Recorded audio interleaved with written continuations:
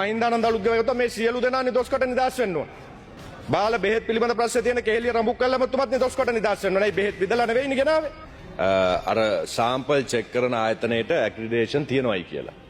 හැබැයි මේ සහතිකය දීපු දිනේදී ඒ කියන ආයතනයට ඇක්‍රිඩේෂන් තිබුණේ නැහැ කියලා ප්‍රතිතනයක සහතිකය තිබුණේ නැහැ කියලා ඊයේ කෝල් එකේ සභාපතිතුමා කෝප් කමිටුවේදී පිළිගත්තා. ඉතින් ඒ නිසා මම දන්නේ නැහැ කෙලින්ම පිළිගත්ත සභාපතිවරයා මේ කියන සාම්පල් ටෙස්ට් කරපු ආයතනයට ඇක්‍රිඩේෂන් කිසිම විදියකින් නැහැ කියන එක සභාපතිවරයා කෝප් කමිටුවේදී පිළිගත්තා. එතකොට කෝප් කමිටුවේ සභාපතිවරයා ඇවිල්ලා කියපු කාරණාව ගරු මන්ත්‍රීතුමා මෙතනදී නැහැ කියන. ඉතින් මේක නියෝජ්‍ය කතානායකතුමනි මට තේරෙන්නේ මොන විදියට කවුද මේක සුද්ධ කරන්න හදන්නේ කියලා.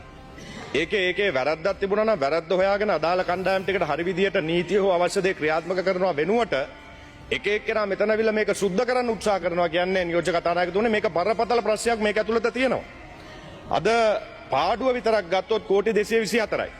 දැන් මේ විගණන වාර්තාවේ හැටියට විගණන වාර්තාවේ සඳහන් වෙනවා අතිරේක බලශක්තිය අවශ්‍ය වූ අවශ්‍ය ප්‍රමාණය විතරක් කිලෝවොට් පය 76 කෝටි 3,54,087ක්.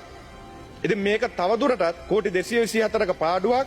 මේ කියන කාරණාව තවදුරටත් කාටවත් මේක සුද්ධ කරන්න පුළුවන් කමක් නැහැ කියන එක විශේෂයෙන් මෙතනදී සිහිපත් කරන්න ඕනේ.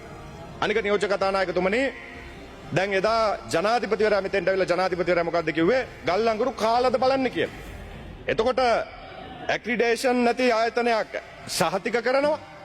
එතකොට සභාපතිවරයා කෝල් එකේ සභාපතිවරයා ඉල්ලාස් වෙනවා.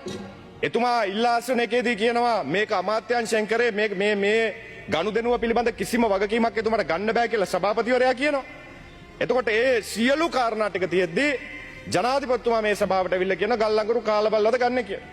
එහෙනම් නියෝජ්‍ය කතානායකතුමනි අපේ ගම්පල අබ්දුල් කාදර් ඇමතුමා හිර යන්නෙත් නෑ. එතුමත් නිදොස්කොට නිදහස් වෙන්න ඕනේ.